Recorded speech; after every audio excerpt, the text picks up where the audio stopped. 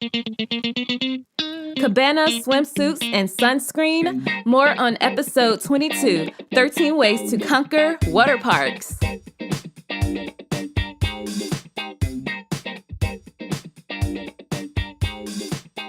What's up, theme park hipsters? It's your host, NikkyJ, the owner of ThemeParkHipster.com, where I help you plan the best solo theme park vacation with the latest tips, reviews, personal stories, and more.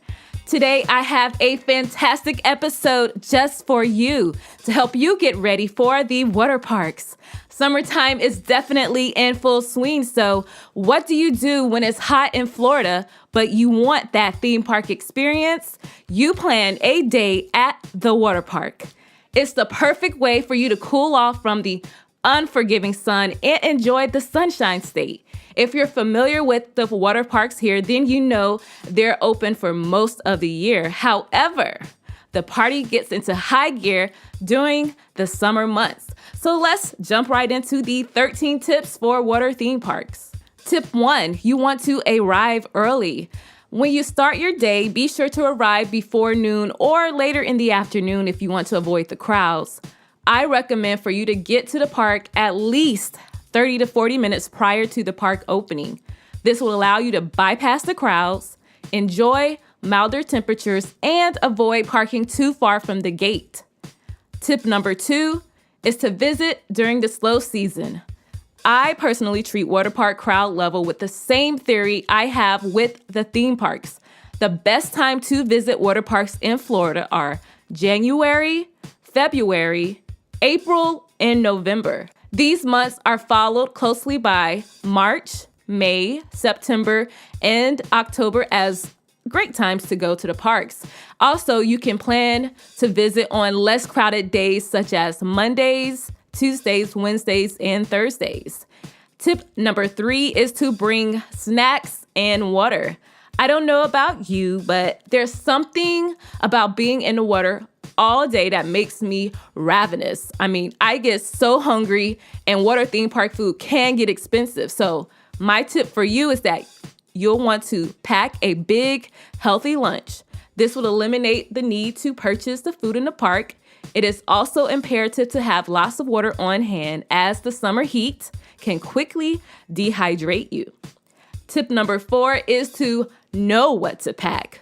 You will want to bring items such as your own towel. Some water parks provide them, but they may not be the best quality.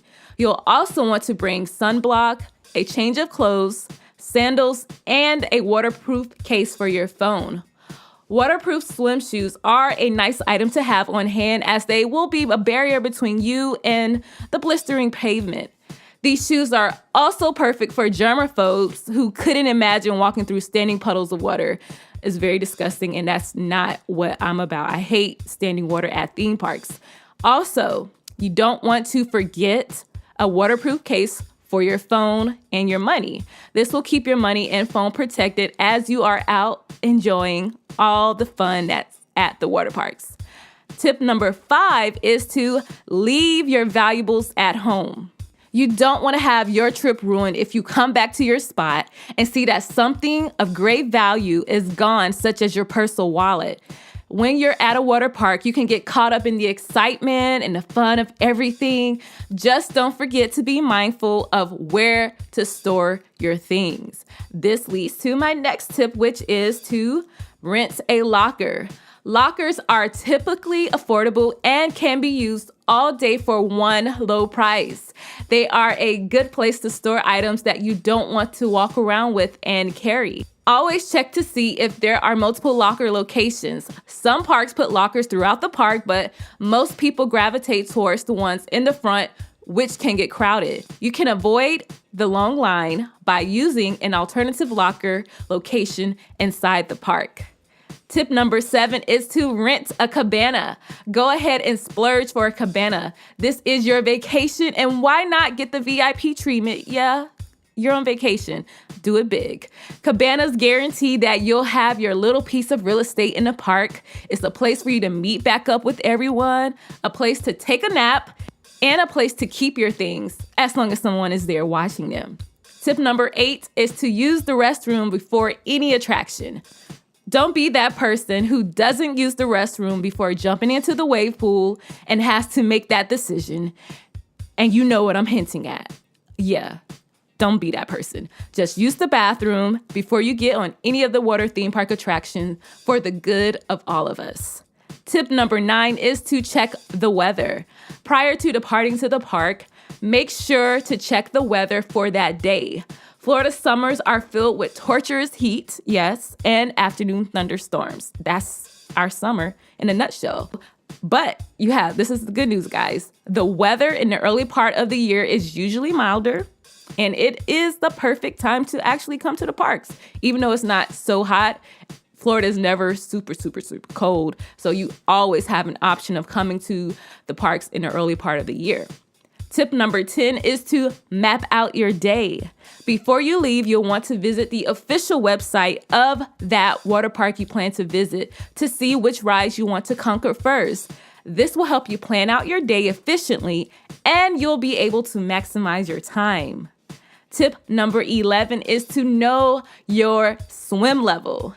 If you can't swim, make sure you wear a life jacket at all times near the water.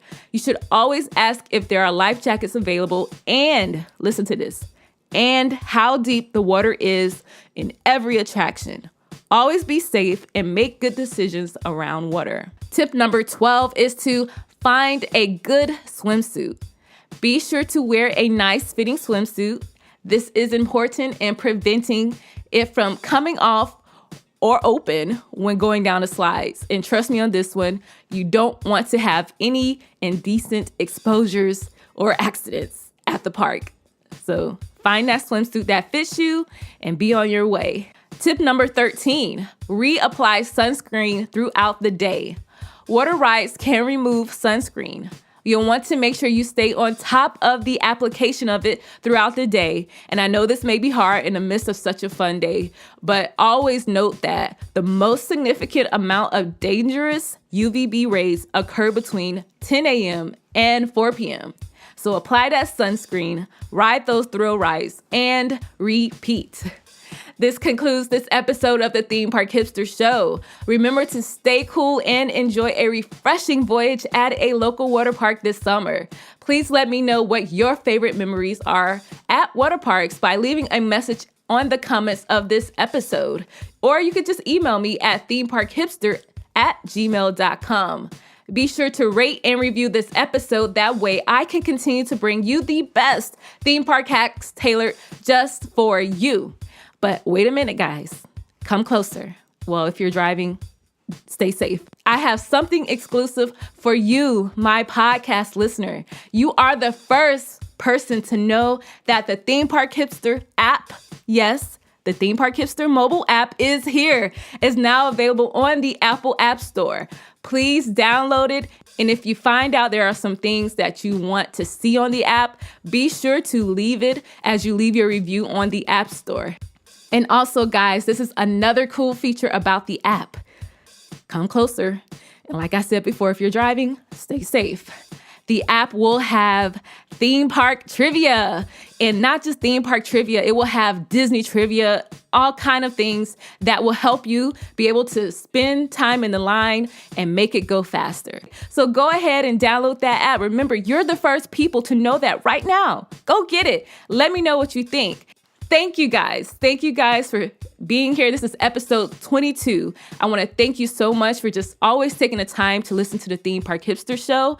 I want you to know that I love you and you are my friend and my family, whether you know that or not. Until next time, happy park hopping hipsters. The content on the Theme Park Hipster Show represents my own and not those of any organizations or activity mentioned. I am just someone here who likes to share my own stories to you and hope that I can help you have the best vacation ever.